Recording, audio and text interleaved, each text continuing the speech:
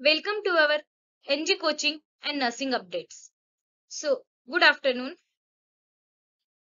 आज मी तुम्हाला OBGY introduction बद्दल इन्फॉर्मेशन सांगणार आहे.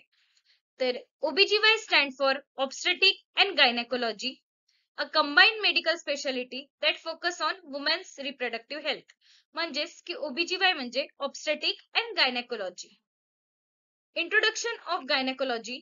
Gynecology is the branch of medicine that focuses on the female reproductive system and women's health. म्हणजेच की हे एक प्रकारची ब्रांच आहे म्हणते मेडिसिनची जे फिमेल रिप्रोडक्टिव्ह सिस्टीम वर आणि वुमेन्सच्या हेल्थ वर लक्ष देते. Definition of gynecology. Gynecology is the branch of medicine that deals with the health of the female reproductive system. It focuses on diagnosing, treating, and preventing conditions related to organ like the uterus, ovaries, fallopian tube, and vagina. म्हणजेच की gynaecology हे branch आहे ज्यामध्ये female reproductive system बद्दल आपण mostly focus केला जाते. त्याच्यामध्ये आपण डायग्नोज करतो, ट्रीट करतो आणि प्रिव्हेंट करतो कंडिशन.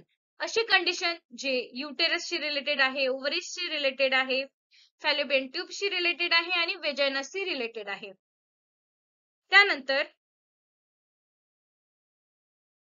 त्यानंतर gynaecology is a medical study and care of women's reproductive health. म्हणजेच की एक प्रकारची स्टडी आहे म्हणते ज्यामध्ये वुमेन्स रिप्रोडक्टिव्ह हेल्थ बद्दल म्हणजे फिमेलचं जननेंद्रियाबद्दल पूर्ण स्टडी केला जातो. त्याच्यामध्ये रुटीन चेकअप केला जातो लाईक पॅप स्मिअर आणि pelvic examination, treatment of infection, menstrual problem and hormonal issues. म्हणजेच की कुठले इन्फेक्शन होत असेल, वेजाइनामध्ये इन्फेक्शन होत असेल, मेन्स्ट्रुअल प्रॉब्लेम असणार जसे की PCOD वगैरे. त्यानंतर हार्मोनल कुठले इश्यूज असणार, इस्ट्रोजनची लेवल वाढलेली आहे, प्रोजेस्टेरॉनची लेवल कमी झाली, हार्मोनल कुठलेही इश्यूज ते सुद्धा आपण याच्यामध्ये बघतो. त्यानंतर advice on contraception and family planning, care during menopause. Menopause means menstrual period संपल्यानंतर संपत आल्या जवळचा टायमिंग, त्याला आपण मेनोपॉज असे म्हणतो. त्यानंतर obstetric introduction. Obstetric is the branch of medicine that focus on pregnancy, childbirth, and care after delivery. It ensures the health and safety of both the mother and baby during this important journey. याचाच अर्थ असा आहे की हे obstetric म्हणजे काय होते, हे एक प्रकारचं मेडिसिनचं ब्रांच आहे जे फोकस करते प्रेग्नन्सीवर, चाइल्ड बर्थ आणि केअर आफ्टर डिलिव्हरी. म्हणजेच की ऑब्स्टेटिक मध्ये मोस्टली आपण प्रेग्नन्सीच्या लोकांना फोकस करतो, वुमेन्सला बाळ होते चाइल्ड बर्थच्या टाइमला आणि डिलिव्हरी झाल्यानंतर सुद्धा आपण केअर प्रोव्हाइड करतो. कशासाठी केअर प्रोव्हाइड करतो, तर मदर आणि बेबीचं सेफ असल्यासाठी. त्यानंतर obstetric is the medical field that supports women during pregnancy and birth. It includes prenatal care, labor and delivery, postnatal care, ensure the health of both mother and baby during and after pregnancy. म्हणजेच की आपण care provide करतो जे mother pregnancy मध्ये तेव्हा पण, डिलिव्हरीच्या वेळेस पण, लेबरच्या टाइमला पण, पोस्टनेटल डिलिव्हरी झाल्यानंतर सुद्धा आपण केअर प्रोव्हाइड करतो आणि त्याच्यामध्ये आपण एन्श्योर करतो की बेबी आणि मदर दोन्ही पण सेफ असले पाहिजे. त्यानंतर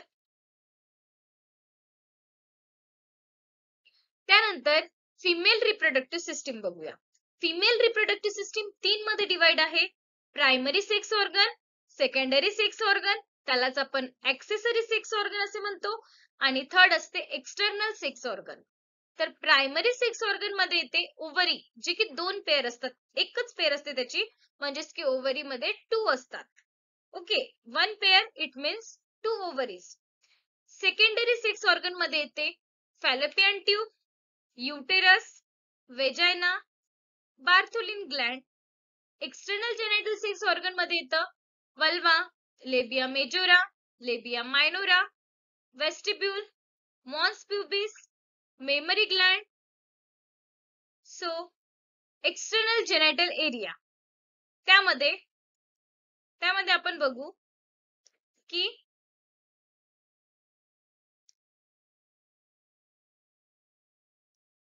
हे असतं मॉन्स प्युबिस. हे जे hair fine hair like structures असतात याला आपण मॉन्स प्युबिस असे म्हणतो. त्यानंतर जे हे आउटर कव्हरिंग असतं त्याला आपण लिबिया मेजोरा म्हणतो. इनर कव्हरिंग असतं त्याला आपण लिबिया मायनोरा म्हणतो. आणि इथे जे असते त्याला क्लिटोरस. त्यानंतर याला युरेथ्रल मिटस आणि याला वेजायनल ओपनिंग म्हणतो. आणि त्यानंतर हे आहे ऍनस. इथे असतात ऍनस. नाव कळले का? यामध्ये याला जे आहे याला मॉन्स प्युबिस, मग याच्यानंतर हे जे आउटर कव्हरिंग आहे याला लेबिया मेजोरा, हे जे इनर कव्हरिंग आहे याला लेबिया मायनोरा, हे वरच्या साईडला क्लिटोरस, युरेथ्रल मिटस, त्यानंतर हे जे आहे ते वेजायनल ओपनिंग आणि this is anus. After that internal genital area. आता इंटरनल जेनेटल एरिया मध्ये काय काय येतं ते बघू आपण.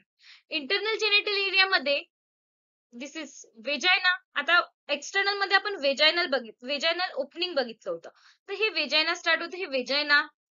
त्यानंतर तेच cervix, this is uterus, fallopian tube आणि ओव्हरी. तर फॅलोपियन ट्यूब मध्ये सुद्धा 5 पार्ट असतात. जो हा पार्ट असते ह्या पार्टला आपण इंटेस्टिशियल पार्ट म्हणतो. This is isthmus, this is ampulla, this is infundibulum आणि हे जे फिंगर लाईक स्ट्रक्चर असतं याला आपण फिमराय असे म्हणतो. याच नंतर आपण बघणार आहोत की आपण या सिलेबस मध्ये नेमकं काय बघणार आहोत. तर माझ्या लेक्चर्स मध्ये जे काही पॉइंट्स मी शिकवणार आहे समोर लेक्चर्स मध्ये, तर ते पॉइंट्स मी इथे एनलिस्ट केलेले आहे. तर ते मी तुम्हाला सांगणार. तर त्याच्यामध्ये सगळ्यात आधी येतं anatomy of female reproductive organ, fundamental of reproduction, placenta and foetal membrane, foetal circulation, कशा पद्धतीने फिटल सर्क्युलेशन होते ते सुद्धा आपण बघणार आहे. फिजिओलॉजिकल चेंजेस ड्युरिंग प्रेग्नन्सी, प्रेग्नन्सीच्या टाइम मध्ये कशा पद्धतीने चेंजेस होतात, किती किलो मदरचं वेट वाढते, कुठे कुठे कुठल्या कुठल्या बॉडीच्या ऑर्गन मध्ये चेंजेस येतात ते सुद्धा आपण यामध्ये बघणार आहोत. त्यानंतर फर्टिलायझेशन बद्दल इन्फॉर्मेशन बघणार आहोत. डायग्नोसिस ऑफ प्रेग्नन्सी म्हणजे कशा पद्धतीने आपण डायग्नोसिस करतो ते आपण बघणार आहोत. प्रिझेंटिव्ह साईन वगैरे. फिटस इन युटेरो, युटेरस मध्ये फिटस कसं आहे, त्याचं लाय कसं आहे, पोझिशन कसं आहे, प्रेझेंटेशन कसं आहे ते बघणार आहोत. त्यानंतर आपण foetal skull and maternal pelvis म्हणजे स्कल बद्दल पूर्ण इन्फॉर्मेशन घेणार आहोत आणि मदरच्या पेल्विस बद्दल सुद्धा इन्फॉर्मेशन घेणार आहोत. Antenatal care, pre conceptional counselling and care, मदरनी कशा पद्धतीने केअर घेतली पाहिजे ते antenatal care. Pre conceptional care बद्दल सुद्धा की कसं पद्धतीने कन्सिव्ह केलं पाहिजे, कोणाला आपण केअर म्हणजे कोणी कन्सिव्ह केलं पाहिजे, कोणी मिसकॅरेज केलं पाहिजे, हे सगळ्या गोष्टी आपण इन्फॉर्मेशन त्यांना प्रोव्हाइड करणार आहोत. त्यानंतर antenatal assessment of fetal wellbeing, अँटीनेटलचं असेसमेंट करणार आहोत.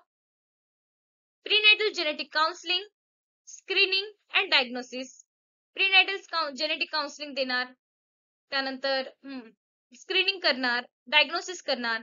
आपण नॉर्मल लेबर बद्दल इन्फॉर्मेशन गेन करणार, स्टेजेस ऑफ लेबर वगैरे बघणार, मॅनेजमेंट बघणार लेबरचं, नॉर्मल प्युपेरियम बघणार. त्यानंतर हायपरिमिसिस ग्रॅव्हिडारम म्हणजे एक्सेसिव्ह वॉमिटिंग होतं तर त्याच्यामध्ये कुठले म्हणजे साइन अँड सिम्पटम्स वगैरे काय राहतं ते बघणार.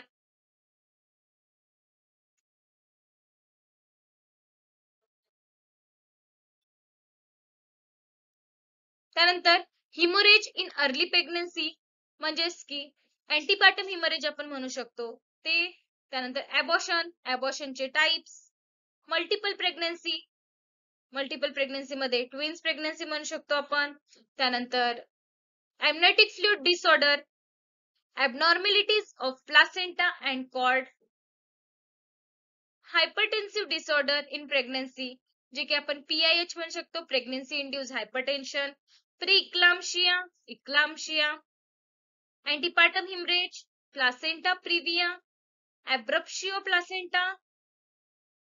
hematological disorder in pregnancy, gestational diabetes mellitus, anemia in pregnancy.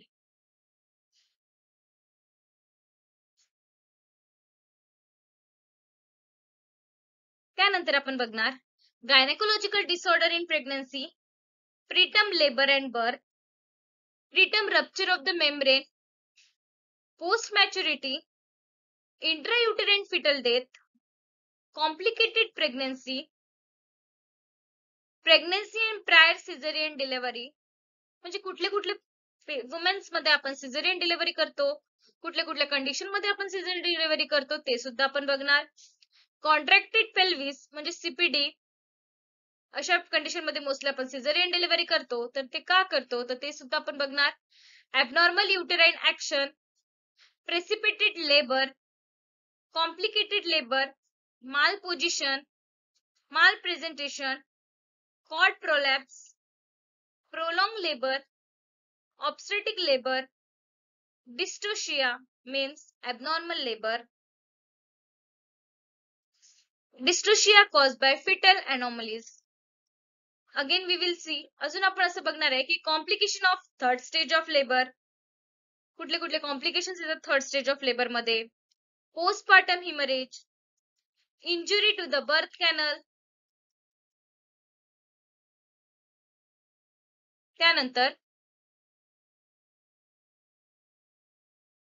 abnormalities of the puparium, the term newborn infant means newborn बद्दल, त्यांची साईज, त्यानंतर त्यांचं वेट किती असलं पाहिजे, सर्कम्फरन्स, न्यू टाइपचे डिझीज ते पण, low birth weight babies, disease of the fetus and newborn, pharmacotherapies in obstetric means कुठले कुठले मेडिसिन्स आपण यूज केले पाहिजे ते पण आपण बघणार आहोत. त्यानंतर ऑक्सिटोसिन इन ऑब्स्टेटिक, ऑक्सिटोसिनचा काय इफेक्ट असतो ते बघणार आहोत. त्यानंतर tocolytic agent, anti convulsant medicines कुठल्या असतात, induction of labour, population dynamic and control of conception, episiotomy, त्याचे टाइप्स किती असतात, कशा पद्धतीने एपिसोटॉमी करतात परफॉर्म ते बघणार आहोत. Safe motherhood, epidemiology of obstetric, current topics in obstetric मध्ये आपण इमॅजिनिंग इन ऑब्स्टेटिक बघू, ज्यामध्ये USG म्हणजे ultrasonography, MRI, CT scan, radiology आणि एम्नोसिंथेसिस हे सर्व आपण बघणार आहोत.